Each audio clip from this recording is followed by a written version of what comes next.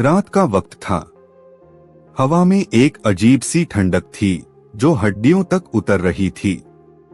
बाहर आसमान काले बादलों से ढका हुआ था और चांद की हल्की सी रोशनी भी घने बादलों के पीछे कहीं छिप गई थी। मैं उस रात अपने पुराने दोस्तों के साथ शहर से करीब 20 किलोमीटर दूर एक सुनसान जगह पर जा रहा था। हमारे सामने एक घना जंगल था जिसे लोग शापित वन कहते थे। कहते हैं इस जंगल के अंदर एक पुराना घर है जिसमें सालों पहले एक पूरी फैमिली रहस्यमय तरीके से मारी गई थी। तब से वहां कोई भी रात में जाने की हिम्मत नहीं करता। लेकिन हमें लगा कि ये सिर्फ गांव वालों की बनाई कहानियां हैं और हम डरने वालों में से नहीं हैं। गाड़ी की हेडलाइट्स जंगल के पहले पेड़ों पर पड़ी और अचानक ठंडी हवा का एक झोंका गाड़ी के अंदर तक आ गया।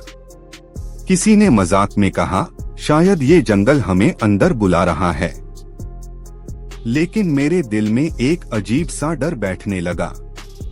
गाड़ी जैसे जैसे आगे बढ़ी, दोनों तरफ पेड़ों की टहनियां ऊपर से एक दूसरे में मिलकर ऐसे रास्ता बना रही थीं जैसे कोई काला सुरंग हो। अचानक हमें रास्ते के किनारे एक पुरानी जंग लगी हुई साइकिल दिखी जो आधी मिट्टी में धंसी हुई थी। उस पर मोटी धूल जमी थी जैसे सालों से किसी ने उसे छुआ तक न हो। तभी बिना किसी हवा के पास का एक पेड़ जोर से हिलने लगा। हमारी सांसें थम गईं। हम सबने एक दूसरे की तरफ देखा लेकिन कोई भी आवाज नहीं निकाल पाया। मैं गाड़ी रोककर बाहर उतरा। जंगल की मिट्टी से सड़ी गली पत्तियों की बदबू आ रही थी। चारों तरफ इतना सन्नाटा था कि हमारे दिल की धड़कनें भी साफ सुनाई दे रही थीं। जैसे ही मैंने एक कदम आगे बढ़ाया, कहीं दूर से एक औरत की धीमी सी रोने की आवाज आई। वो आवाज इतनी करुण और ठंडी थी कि शरीर में सिहरन दौड़ गई। बाकी दोस्तों ने कहा कि शायद ये किसी जानवर की आवाज है, लेकिन मेरे कान कह रहे थे कि ये इंसानी आवाज है। हम आगे बढ़ते गए और आखिरकार हमें वो पुराना घर दिखा। टूटी हुई खिड़कियां, दीवारों पर काई और छत पर लटकते सूखे पत्तों के गुच्छे। दरवाजा आधा टूटा हुआ था और ऐसे झूल रहा था जैसे किसी भी वक्त गिर जाएगा। हम दरवाजे के पास पहुंचे, तभी वो अपने आप धीरे धीरे खुलने लगा। अंदर अंधेरा था, सिर्फ दरवाजे से आती हल्की चांदनी में धूल के कण तैरते हुए दिख रहे थे। अंदर कदम रखते ही लकड़ी का फर्श चरमराया। तभी ऊपर की मंजिल से किसी के चलने की आवाज आई। लेकिन हमने तो अभी दरवाजा ही खोला था, ऊपर कोई कैसे हो सकता है। मैंने टॉर्च जलाकर सीढ़ियों की तरफ रोशनी डाली। सीढ़ियों पर एक पल के लिए मुझे सफेद कपड़ों में एक औरत खड़ी दिखी। उसके बाल बिखरे हुए थे और चेहरा तो जैसे अंधेरे में गायब था। मैंने पलक झपकते ही देखा वो वहां नहीं थी। लेकिन ऊपर से फिर वही धीमी रोने की आवाज आने लगी। इस बार वो और करीब थी। मेरी सांस तेज हो गई। दोस्तों के चेहरों पर डर साफ दिख रहा था। और तभी पीछे से गेट अपने आप जोर से बंद हो गया। आवाज इतनी तेज थी कि हम सब चीख पड़े। बाहर निकलने का रास्ता अब बंद था और वो रोने की आवाज अब सीढ़ियों से उतरते कदमों की आवाज में बदल रही थी। हम सब एक दूसरे के और करीब खड़े हो गए, जैसे पास रहने से डर थोड़ा कम हो जाएगा। लेकिन हकीकत ये थी कि डर अब हमारे खून में घुल चुका था। सीढ़ियों से आती कदमों की आवाज धीरे धीरे करीब आ रही थी। हर कदम पर लकड़ी चरमराती और आवाज पूरे घर में गूंजती। टॉर्च की रोशनी मैंने सीढ़ियों पर डाली, लेकिन ऊपर से बस काला साया सा उतरता दिख रहा था। कोई चेहरा नहीं, बस एक लंबी सफेद धुंधली आकृति। दोस्तों में से एक रोहित ने हिम्मत करके चिल्लाया, कौन है वहाँ? लेकिन जवाब में सिर्फ ठंडी हवा का एक झोंका आया जो हमारी टॉर्च की रोशनी को डगमगाकर बुझा गया। अब घर का हर कोना घोर अंधेरे में डूब चुका था। मेरे कानों में सिर्फ हमारे सांस लेने की आवाजें थीं और सीढ़ियों से उतरते कदम। मैंने अपनी जेब से माचिस निकाली और एक तिल्ली जलाई। उस हल्की रोशनी में मैंने देखा कि फर्श पर गीले पैरों के निशान बन रहे थे, लेकिन ऊपर से कुछ भी नहीं दिख रहा था। निशान सीधे हमारी तरफ आ रहे थे। तभी रोहित अचानक चीख पड़ा। उसने कहा कि किसी ने उसकी गर्दन को ठंडे बर्फ जैसे हाथों से पकड़ा। हमने टॉर्च दोबारा जलाने की कोशिश की और जैसे ही रोशनी हुई, हमने देखा कि रोहित के पीछे वही औरत खड़ी है। सफेद कपड़े, बिखरे बाल, लेकिन चेहरा अभी भी जैसे काले धुएं में छिपा। उसकी आंखों की जगह सिर्फ 2 गहरे काले गड्ढे थे और उसके होंठ धीरे धीरे हिल रहे थे, जैसे वो कुछ बुदबुदा रही हो। लेकिन आवाज हमारे दिमाग के अंदर गूंज रही थी, तुम्हें यहाँ नहीं आना चाहिए था। एक झटके में वो औरत हवा में गायब हो गई, लेकिन रोहित बेहोश होकर जमीन पर गिर पड़ा। हम उसे उठाने ही वाले थे कि ऊपर की मंजिल से अचानक सारे दरवाजे अपने आप खुलने और बंद होने लगे, जैसे कोई हमें डराकर भगाना चाहता हो। दीवारों से खून जैसी लाल तरल चीज टपकने लगी और पूरे घर में सड़ी हुई मांस की बदबू फैल गई। मेरे पैरों के नीचे फर्श हिलने लगा, जैसे जमीन हमें निगलने वाली हो। हम रोहित को उठाकर दरवाजे की तरफ भागे, लेकिन जो दरवाजा कुछ देर पहले बंद हुआ था, अब पूरी तरह गायब था। उसकी जगह बस ईंट की दीवार थी। दोस्तों में से विशाल बड़बड़ाने लगा कि ये घर जिंदा है। तभी हमने देखा कि खिड़की से बाहर का जंगल भी गायब हो गया है। वहां बस घना काला धुंध का समुद्र था।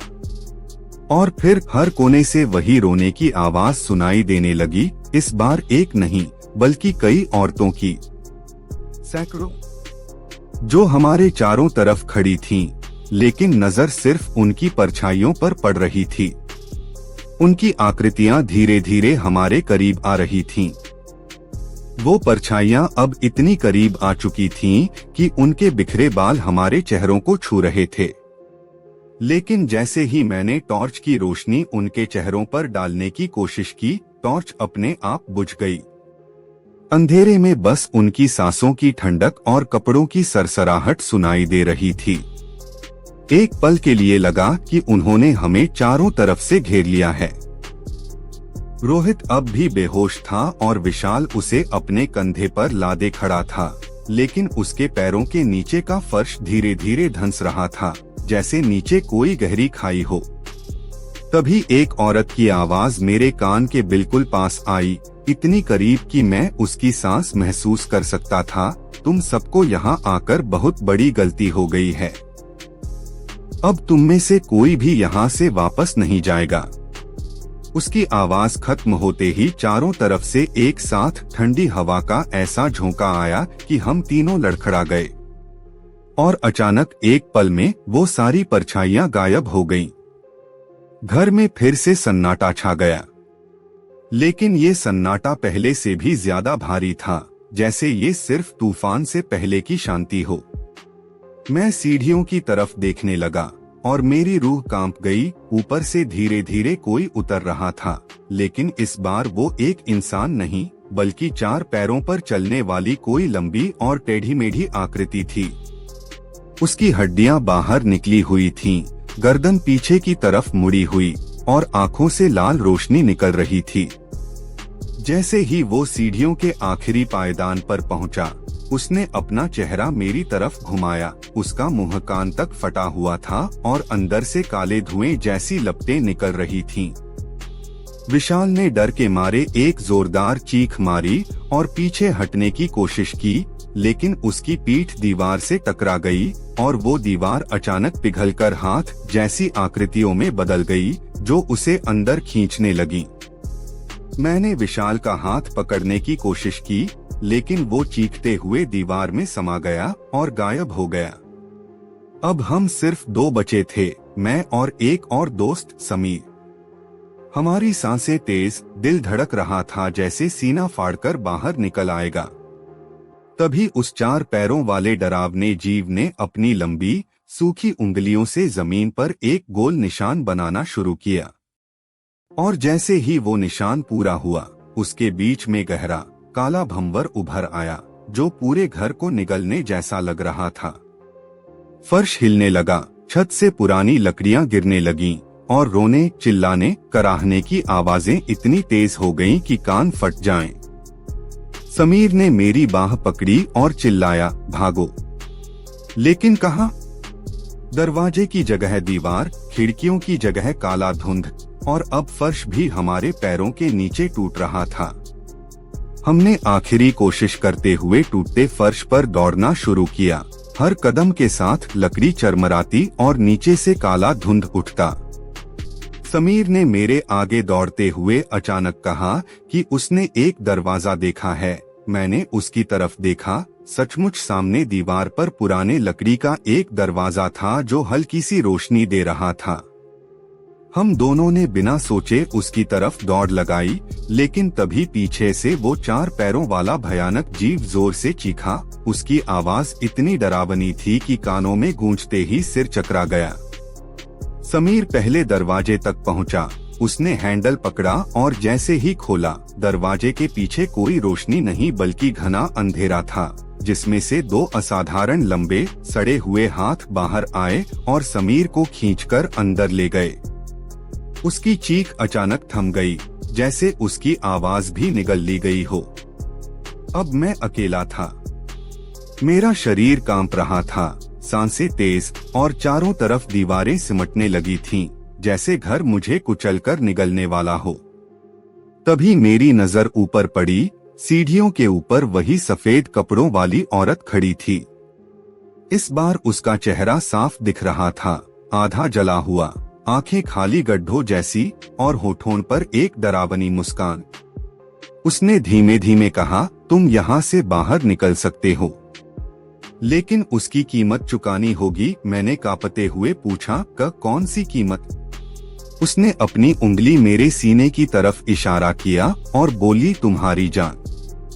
जैसे ही उसने ये कहा, घर का पूरा फर्श एक साथ टूट गया और मैं गहराई में गिरने लगा। चारों तरफ अंधेरा, कानों में सिर्फ मेरी अपनी चीख। लेकिन अचानक मैं एक जोरदार आवाज के साथ किसी कठोर जमीन पर गिरा। आंखें खोली तो देखा कि मैं उसी जंगल के किनारे खड़ा हूँ। मेरी गाड़ी वहीं पार्क थी और आसमान में सुबह की हल्की रोशनी थी।